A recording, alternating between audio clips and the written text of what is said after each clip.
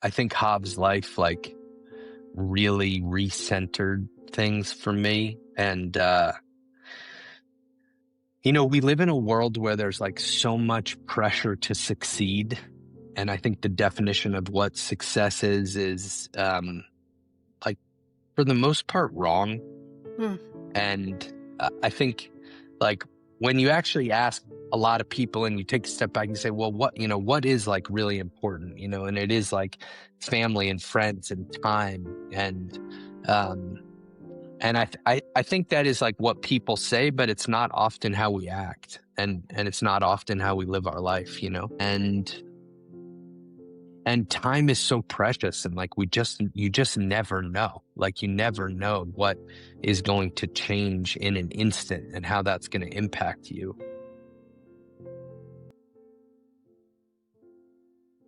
I saw it at the hand washing station at the entrance of the NICU. I see it in the playroom during medical play bingo. I see it near the fish tank in the surgery waiting room. There is a powerful unspoken language between two parents who have never met, but know in their deepest soul what the inside of a children's hospital feels like. It is joy and it is grief. It is love and it is fear. It is miracles and it is loss. This podcast exists to tell these stories. I'm Katie Taylor, a very proud child life specialist, and it is my honor to be your host of Inside the Children's Hospital. Hello, my friends. I'm so glad you're here, and welcome back to Inside the Children's Hospital. I am Katie Taylor, a certified child life specialist. And if you haven't been here before, this show is all about helping families feel less alone as they navigate healthcare, advocacy, and everything in between. What do you do when everything in you is wired to fix your child and you find out that you can't? For Dr. Matt Goldstein, that question wasn't theoretical. He is a physician, a scientist, and a dad. And when his daughter Javi was diagnosed with Tay-Sachs disease, a diagnosis that changed the way he understood medicine, parenting, grief, and time. In this conversation, Matt shares how his family chose to live Javi's life with presence, celebration, and love. And he also helps us understand how her story led him to create JScreen, where he now works to expand access to preventative genetic screening so more families can have information before they're facing a diagnosis. This episode is about the limits of medicine, the power of parent-to-parent connection, and the way one child's life can continue shaping care for others. This was one of the most profound conversations I've ever had. Thank you so much, Dr. Matt Goldstein, for being here. Let's get into it. First of all, I'm so excited to have you here. Whenever we can, I think, blend the lens of provider or clinician with parent lived experience, like the beauty we get to learn as listeners about your experience is just, it's so important. Would you spend a little bit of time just telling us about you, Matt, where you're from, what you like to do, your family, all that good stuff? Yeah, of course. So I was born in New York, but spent the majority of my life out in California.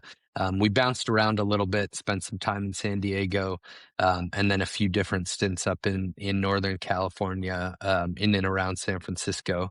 And I went to Swarthmore College for undergrad, thought that was my only turn on the East Coast. But obviously, as I had mentioned, have now been in Boston for about 15 years. We came out here for my residency after I completed my MD PhD at Stanford, and have made a life here. And I trained in internal medicine and was supposed to be a professor. I was going to open a lab and see patients and teach. That was the idea. But during residency, I got pulled into a small venture capital company building firm here in Boston. And they were interested in building a company to develop personalized cancer vaccines, which is what my PhD research was on. So toward the end of residency, I was sort of moonlighting, building this company with them, and finished residency, and we launched it. And I went in for what was supposed to be a year or two, and ultimately became about a decade in biotech and company creation. And that was an amazing journey. I was having a ton of fun, and um, until our first daughter Javi was born, and ultimately we got her devastating diagnosis of Tay-Sachs disease, and that turned my world upside down, and ultimately led to this career pivot um, into what I'm doing now. But yeah, grew up as like a California boy, love the outdoors. Anything active outside in nature has always been a place for like solace and Uh, reflection. And that obviously became even more profound during and since our journey through Hobbs' life. And have an amazing family here in Boston. My wife Myra and three living children: Kaya, Ezra, and Aiden. Kaya is 5, Ezzy is 3, and Aiden is 6 months. So we got our hands full, and a full, very energetic household. wow, what a beautiful family you have. And so grateful to learn about Javi, her personality. Whenever we're chatting today, just as a child life specialist, I love getting to know kids' personalities. And when you were Mm, writing and filling out the form we have you do ahead of the time, one of the things you wrote was like one of the things that helped you through was just like her personality, her giggles, mm, her smiles. mm. And so I want to interject that whenever we can today. But do you mind taking us back to those moments when you found out that she had Tay-Sachs? And was that on your radar as somebody in your residency and what you had learned about it? And what were your first initial thoughts there? Yeah. So Myra and I, but we're both Jewish. Myra and I are both Jewish by background, and you learn as a Jew growing up, or you should learn that there are a number of inherited diseases that are more common in the Jewish community, um, and that if you're thinking about having kids, to do preconception screening, carrier screening. And so we both had that. We both had preconception carrier screening. Myra actually came back as a carrier for a couple of diseases, Tay-Sachs being one of them. And so I was tested subsequently, and my results came back negative, that I wasn't a carrier. And and so we were sort of in the clear, and decided to start a family, and Myra got pregnant, and actually 2 years to the anniversary of our wedding, September 4th, 2018, she gave birth to our first daughter, Javi. And an amazing anniversary gift. Obviously, it can't be any better. And Hav was beautiful and strong, and the nurses and the doctors just like heaped praise on her. Such a gorgeous child, strong neck, everything. And we were first time parents. It like transformed our Mhm. world, and we didn't know really any better as first time parents, like what normal development should look like, at least in sort of the fine points. And I think and obviously development is a big spectrum Right. anyway, of what is actually normal. And Hob in hindsight probably developed normally for the first maybe 7 or 8 months, and then started, in hindsight, started to have some difficulties and challenges. We didn't really appreciate that a whole lot probably until she was 11 or 12 months of age. And formally at her 1 year appointment with her pediatrician, we got a diagnosis of developmental delay, that she had missed a few milestones. And the pediatrician said, look, like, this is super common. It happens all the time. There are great resources in Massachusetts for early intervention. And, we'll just have you see a few specialists just to kind of kick the tires and make sure everything's okay. And we went ahead and saw those specialists. We saw ortho and neuro. They saw Hav. They interacted with her, and they said she was fine. In fact, when we went to see the neurologist, we were in the office, and the door was open to the room, and we had a bottle of bubbles, and we're blowing bubbles in the office, and Hobbs was laughing and giggling, and she had this laugh that it came from somewhere so deep and it was so pure, and infectious. And, you could hear it. You could almost see it like Yeah. cascading out of the room and going down the hallway.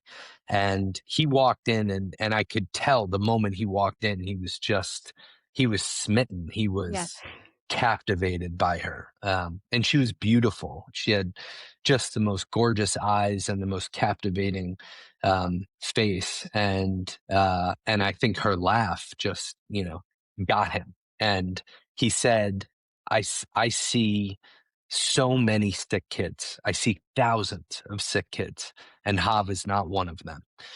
And so we really thought that we were in the clear and that she was just a little behind and taking her time. Um, and we started early intervention, occupational therapy, physical therapy, and we're doing all the things. As two sort of type A parents, Mhm. we just threw her and us into trying to get her up to speed. And the months went by, August, September, October, and she really wasn't making a whole lot of progress. And we were getting increasingly concerned, and seeing additional physicians, developmental specialists, et cetera. And, um, and shortly after Thanksgiving, we saw a developmental pediatrician who gave us a diagnosis of cerebral palsy. And it was devastating. It didn't make a whole lot of sense because Myra's pregnancy and the birth were completely normal. Um, Yeah. and and the physician said to us, look, like there are increasingly cases of cerebral palsy that are caused by genetics that have some genetic underpinnings. So I'd like for you to see a pediatric neurogeneticist, um, which we subsequently did. And about a week later, we're in this physician's office at Boston Children's Hospital. And he put Hav on the floor and started to play with her and examine her. And I unzipped my jacket. It was winter, it was December. And I unzipped my jacket, and Hav jumped. And he said, "Does she do that a lot?" And we said, "Oh, yeah, she seems to have very sensitive hearing." And we talked about that to our physician, actually, Yeah. relatively early on.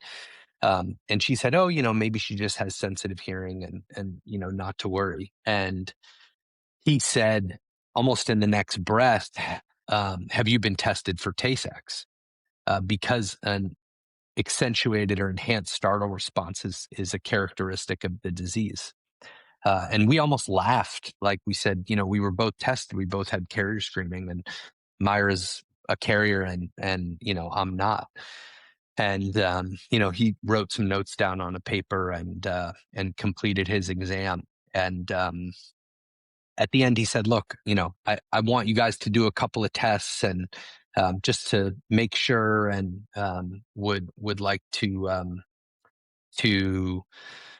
send her for an MRI, to ultimately see what's going on." And so we took her in for an MRI, which was an incredibly stressful and traumatic experience, because she needed sedation Yeah. in order to get the imaging study.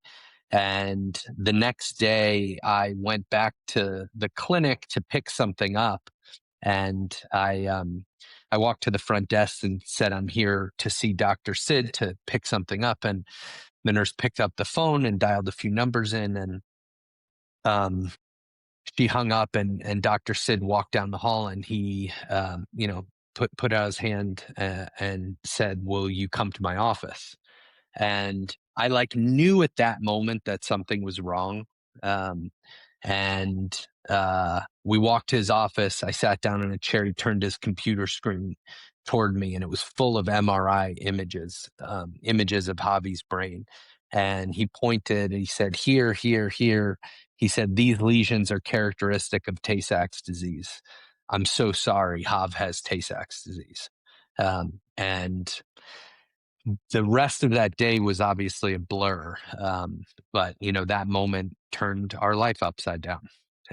And our world was shattered. And Myra was actually 11 weeks pregnant with our second that day. And so the next day we were in high risk OB getting a chorionic villus sampling, which is like an amniocentesis, Wow. to test the fetus, to see whether the fetus had Tay-Sachs as well. And um, Kaya, who is our second daughter, our 5-year-old, she's a carrier. She actually has my mutation. And it turns out that the carrier screen that the physician ordered on me was the wrong test, and he misreported my carrier status, and that is why Hav had Tay-Sachs. Wow. Oh my goodness. I want to give you a minute. Sure. That's a lot. That's a lot. So you were alone when you got the news and then went to go report it to your wife afterwards. Hmm. Yeah. Yeah. It's incredibly difficult. And she was 11 months at that time. Is that right? Hmm. Okay. Yeah. Okay. Yeah. I got home and I walked up the stairs, and Myra was in our bedroom. She was on the phone, and I walked down the hall, and when she saw my face, she dropped the phone. Okay. And I told her, and she screamed, "She's gonna die." And she screamed it over and over and over again. And yeah, I it was like I can like relive that moment so vividly. And yeah, it was so painful. So painful. Do you mind sharing with us what Tay-Sachs sounds or what it is inside the body in a way that somebody who doesn't understand what Tay-Sachs is can understand? Yeah. Tay-Sachs is it's a neurodegenerative disease. It is what's called a monogenic disease. So it's a disease that is caused by an error in a single gene, a mistake in a single gene. That gene that causes Tay-Sachs encodes an enzyme, a protein that functions to break down fatty molecules in the brain and the central nervous system. And when there is a mutation that makes that enzyme not function correctly, you get an accumulation of those fatty molecules in the brain and the central nervous system, and that causes those cells, those neurons, to die. And it happens slowly and progressively over time, and there's no cure. It's a fatal diagnosis, and and the course of the disease is it's devastating. The kids who are affected lose the ability to see. They lose the ability to move their arms and their legs. They eventually lose the ability to swallow, and that progression is what ultimately results in their death. So it is a slow and very painful disease to watch, and obviously to manage. And there are a variety of other symptoms that can come along with it. Seizures, aspirations, and pneumonias are very common. Um, and obviously feeding difficulties are profound and one of the more challenging things. When you wrote to me, you said the hardest part was accepting that love would have to take the place of fixing. As a Mm, doctor, you are trained to solve problems, and as a parent, you are built to protect. When mm, neither is possible, you have to learn a different kind of strength. And for us, that meant being fully present, cherishing every moment, and letting Javi's light define our time together rather than the disease itself. mm, How long did it take you to get there? And mm. what supported you during that time to get there? Um, yeah, it's a really good question. As soon as Hob was diagnosed, I was like on the phone with everyone I knew Yeah. from the clinical and biotech space to try and understand what therapeutic options were available. And I knew that there were not very many. And I think for a lot of these rare diseases, there are there are maybe there's sort of three buckets of things you can do. There's kind of general supportive care, that can there's a bunch of different tools that we can use in the supportive care bucket to help make kids comfortable, to help extend life in through nutrition, supplemental nutrition, etc. There are um, there are treatments that we can use that aren't cures, but maybe make the disease a little more mild for a period of time, or have the potential to extend life for a period of time. And then there's the hope of treatments that can cure. And in diseases like Tay-Sachs, in particular genetic diseases, gene therapy is the holy grail, because the idea is that if you can replace that abnormal or faulty gene, then you can cure the disease, and in theory the child could go on to live a normal and healthy life. And I think for Tay-Sachs, unfortunately, like, we were at a place where um there were plenty of things we could do in bucket one. There were a handful of therapies in bucket two that like didn't really do a whole lot, if you're sort of being direct and honest about it. And then we were at a very early stage in gene therapy at that point. There were a couple of patients who had been dosed with an experimental therapy. And I actually knew the physician who was running the trial. It was here in the Boston area. And Myra and I went and met with him. And he, maybe because I was a physician, or maybe just because of who he was very direct. And he said, like, look, there's tremendous hope. And as a scientist and as a clinician, like, I look at the little bit of progress that we are seeing with these treatments, and it's incredibly exciting. But as a parent, like, these treatments are not really doing anything. And we're a long way from these being anything close to a cure. But we have to take each little tiny incremental step as progress, and ultimately we'll get there, but we're a long way. So um, that was the sort of state of the field that we were looking at. And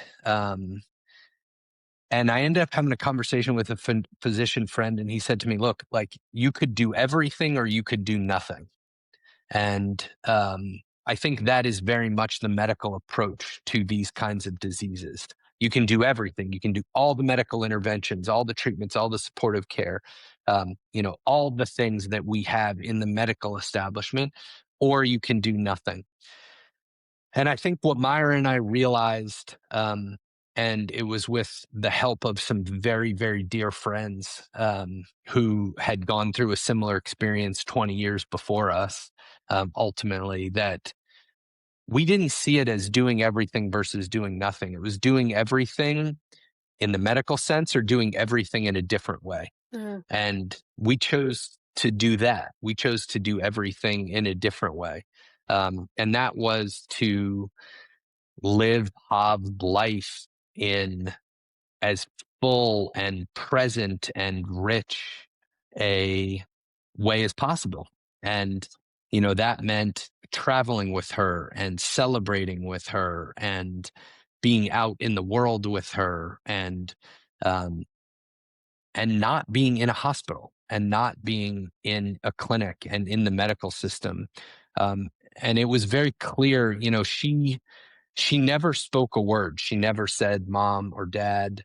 Um, but she communicated so clearly, like, you could tell what she was saying and what she wanted. She had strong likes and dislikes by the way she moved her head or the way she would brush her lips against your face, the way she would giggle or smile in her eyes. Like Yeah. communication is so much more than words. And the hospital was not a good place for her. Yeah. I think it's not a good place for a lot of these kids, unfortunately.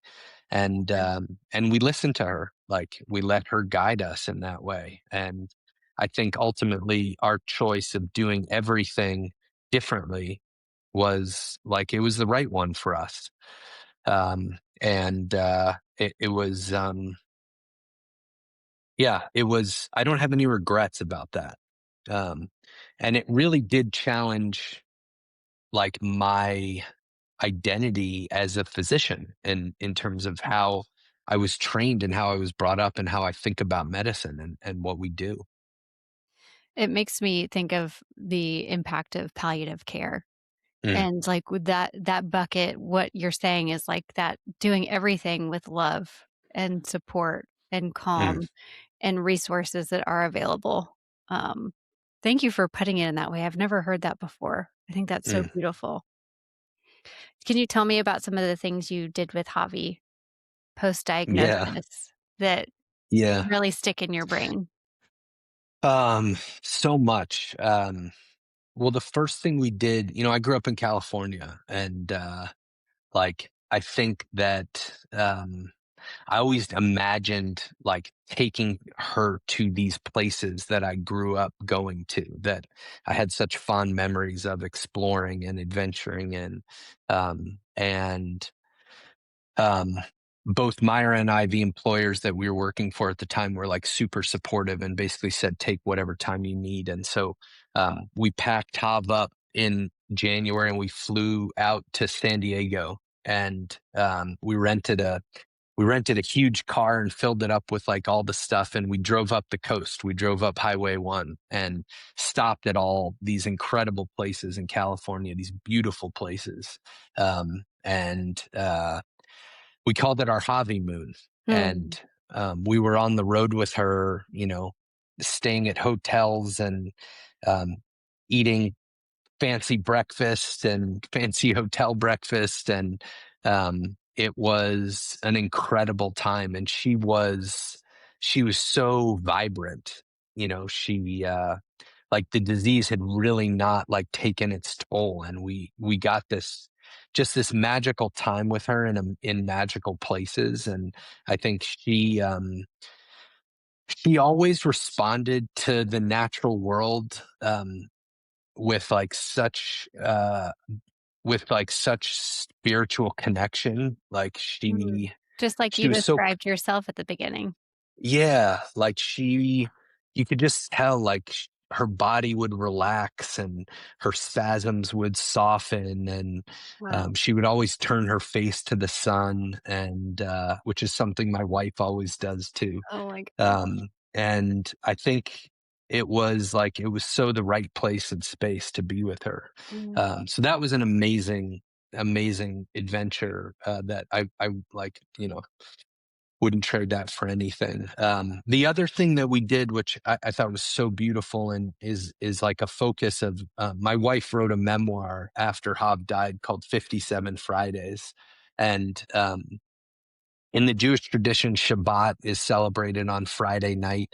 It's this transition out of the work week to a period of rest and reflection. And um, we we actually, largely like spurred by my wife's beautiful idea, she couldn't understand that we would have only two birthdays with Hav Yeah. on this earth. And she said, I want to celebrate her. And why don't we celebrate her every Friday? And we can call it a birthday. We can call it a like Shabbat birthday. Love it. Um, and so we did, and we celebrated her every Friday, and it was amazing. Sometimes we had the house full of people, and with food and drink and cake and balloons, and other times it was just us. But every one of those Fridays was so sacred, and They were filled with laughter and with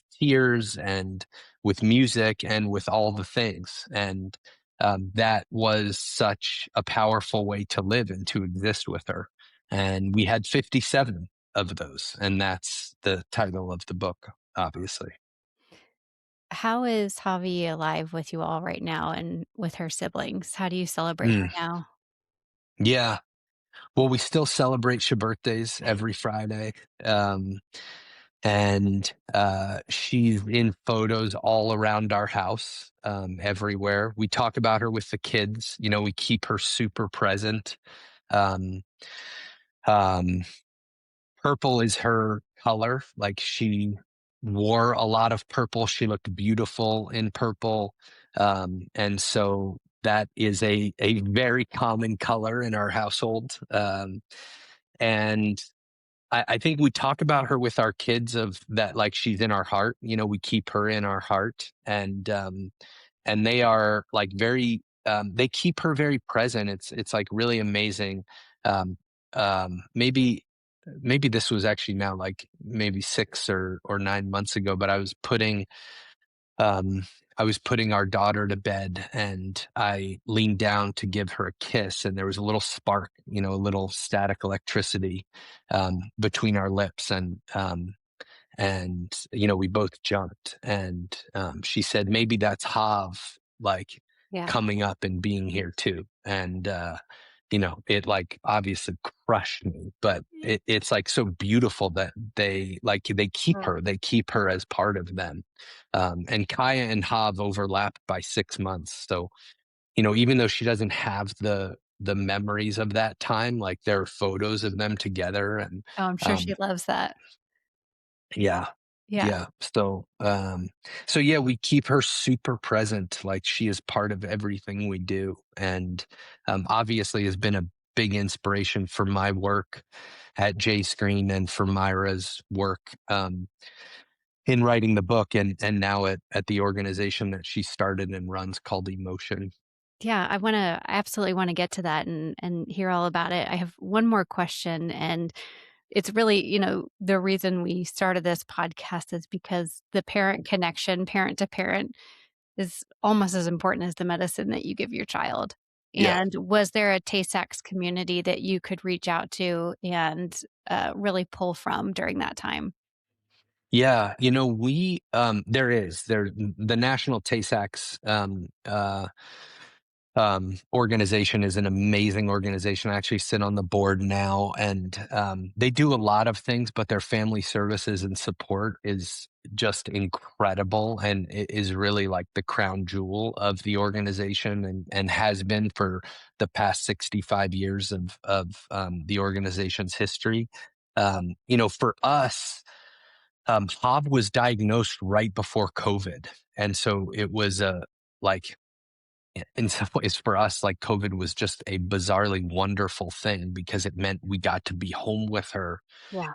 every day. It was incredible. But it also changed the way that we interacted with that organization and the world. And we were incredibly fortunate to be introduced to another couple, and I mentioned them before, Charlie and Blythe, who Okay. had lost a daughter to Tay-Sachs about 20 years before. And um and uh they saved our life. Like, I think that the first night that we went, they invited us to come over to their house shortly after Hav was diagnosed, and it was a cold winter day. And I think we were both pretty hesitant about going, and you know like, was it going to be helpful, or what were they Yeah. going to be like? And Myra actually has like a beautiful chapter on them in the book. And we pulled up to their house, and it was cold, it was dark, but like the lights were on, and it looked so warm and cozy inside. And um, they opened the door, and Myra described them as New England chic. They just like looked so cool, and like so um, just like radiant and welcoming. And we opened the door, and one of the first things they did was they grabbed Hav and they like gave her this huge hug. And, it just immediately, it was like, oh my God, these people get it. These Yeah. people totally get it. And they walked with us in lockstep through her life. And since then, they knew so intimately all of the things, like her first pneumonia, her first seizure that we recognized she was sitting on Blythe's lap. Mm. And having that family, having that experience to lean on, to guide us, it yeah, it was life sustaining. Yeah. And I think it also gave us hope. It gave us hope that like there is a way to live with this going forward. You're forever changed, Right. forever changed. But there is a way to live with this going forward. And like, we still talk to them about died it'll be 5 years, January 20th, which is like impossible to believe. And we still talk with them about how do you navigate this? The loss never goes away. No. It is like present every day. Um, and they have continued to be just an incredible support in our lives. And I think that parent to parent connection, like, it doesn't matter how many patients a physician has seen with a given disease, like, unless you've lived it, like you can never really truly know. Yeah. When did the idea or inception of J Screen come into your head? Mm. And where had Javi passed away at that point? Once we learned um, that Hav had Tay-Sachs, obviously that meant that I had, well, in rare cases, it could have been a spontaneous mutation, but we learned very quickly that, I, in fact, was a carrier as well. Yeah. And then I was like, how could this have happened? Right. Like, what happened here? This is impossible. Yeah, Um, unacceptable on, like, yeah, no, yeah, yeah. And so that led me to this exploration of like how that could have happened. Um, And I started doing that like while she was alive, but like I really didn't dig in fully until after she died. Because I just like I knew our days with her were numbered, and like yeah, that was where I wanted to spend my time. But like late at night and early in the morning, in like many sleepless nights, this is like what I would do. yeah, And um, I think what that exploration led me to appreciate, and it's a little embarrassing. I think of myself as a really well trained physician, and I just like didn't have an appreciation for how powerful preventive genetics are. mm, Um, we have this incredible capability in preventive genetics. We can sequence the whole genome. We know about hundreds, if not thousands, of disease gene relationships, in rare inherited disease, in hereditary cancers, in hereditary cardiovascular disease.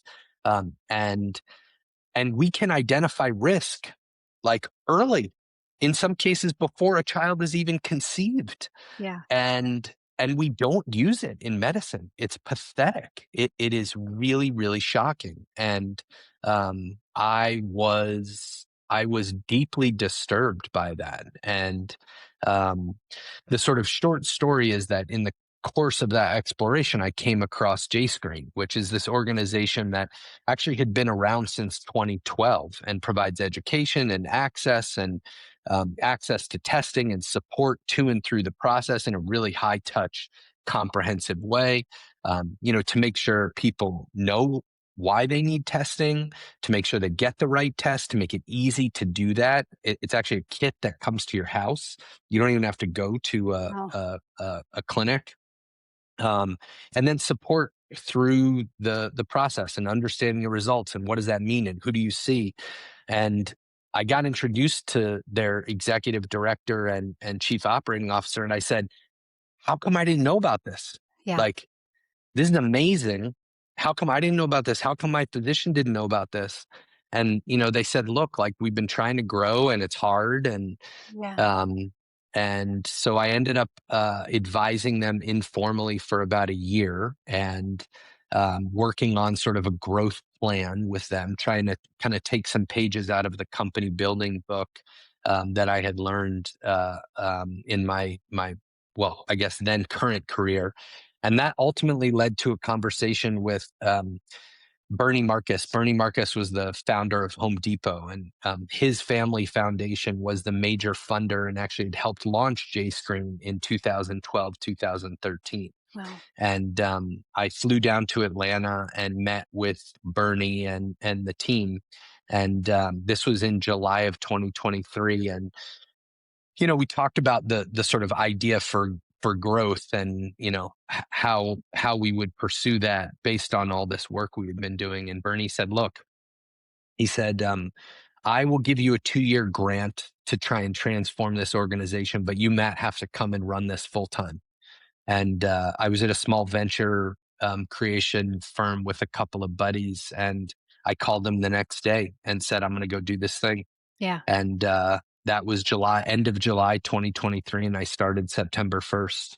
And it has been an amazing ride. And I feel like in some ways this is what I was put on this earth to do. It's this really cool blend between my professional life and my personal life, and I get to talk about Hav every day. I get to talk about her every day, and it's a way for me to be her parent. And that is cool.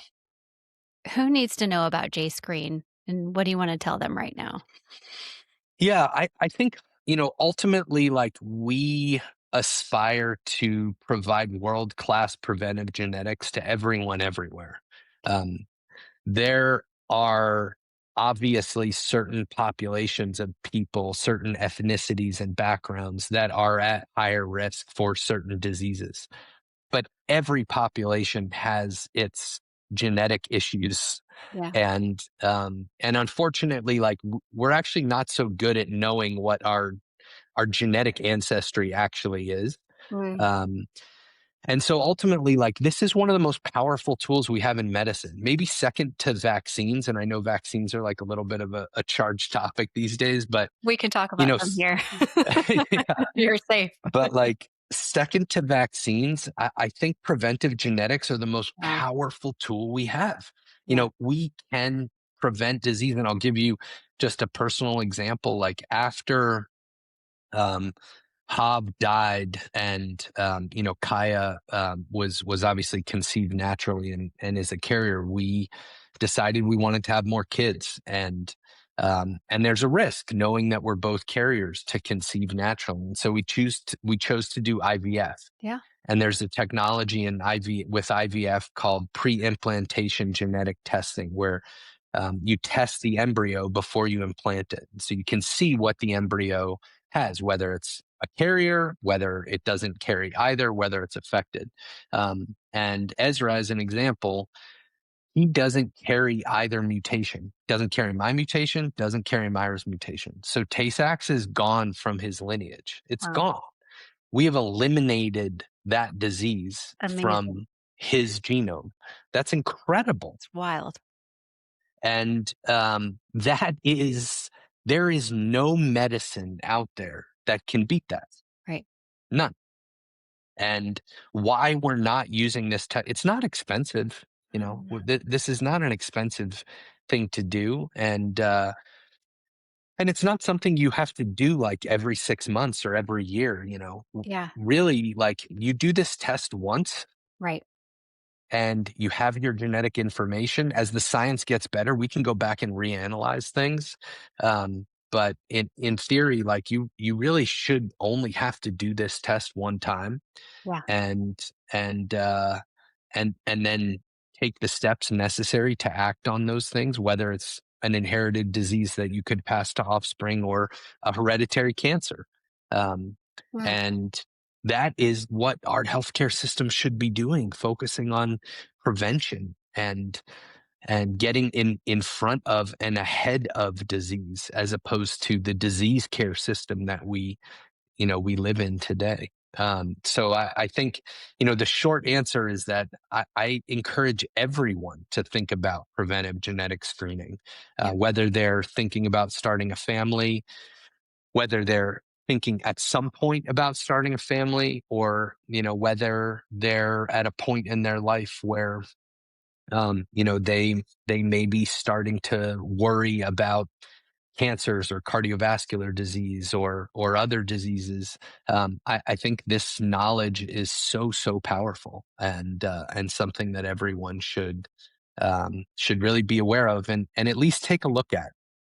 Wow, you're incredible. Thank you so much for taking the leap Mm, to do that, leaving your job, going into the unknown, and sharing hobby with us. mm. I have one final question, although I hate that our time together is ending. I just feel like I could learn from you for a long time. What have you learned about yourself since becoming Javi's dad? Maybe something you didn't know. That is a really beautiful question. I think that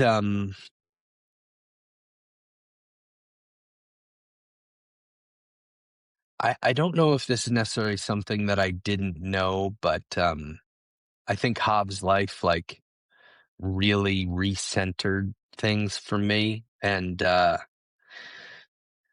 we live in a world where there's so much pressure to succeed. And I think the definition of what success is like for the most part wrong.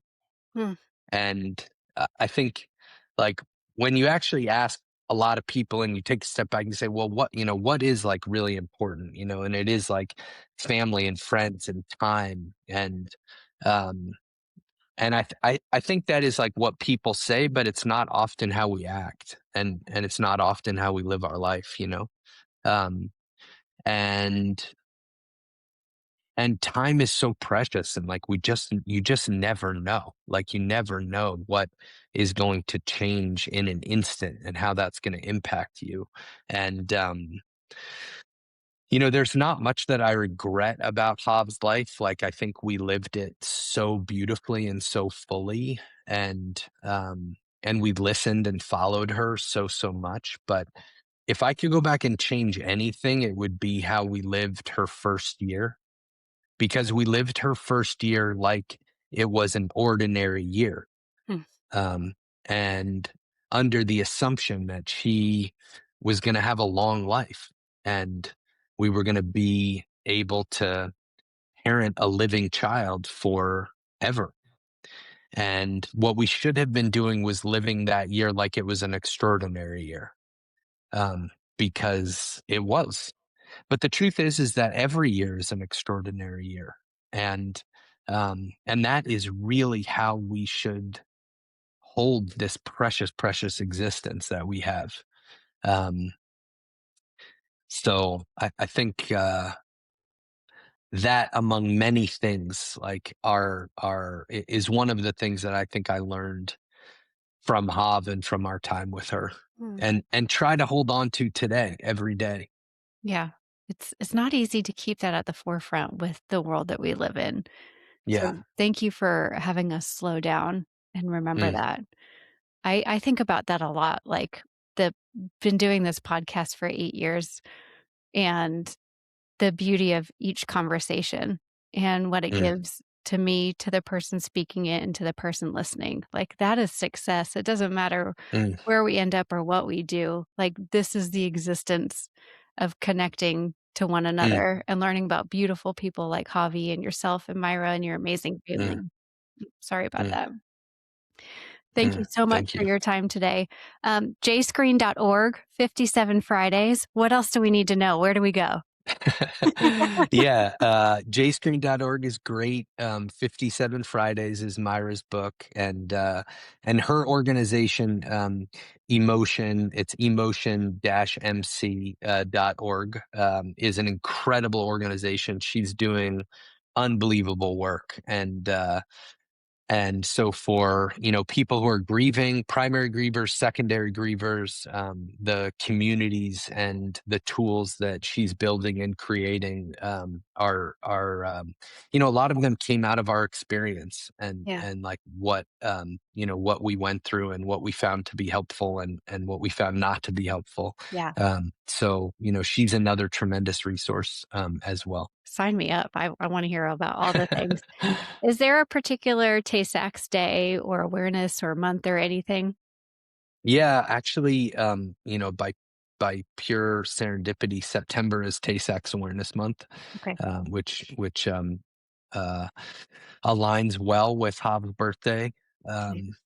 But I think for like at least for us, and I think for so many of these families, like the our year is marked in time by milestones of Hav's life and death, and her birthday, her diagnosis day, which I didn't know was a thing, but Yeah. diagnosis day is like as difficult a day in some ways as any, Yeah. and that's December 17th every year. And then obviously her yard site, her death anniversary, January 20th. So I think for families that are going through this kind of stuff, like on an individual level, it's those days that end up being the ones Mm, that mark our calendar and like mark time. okay.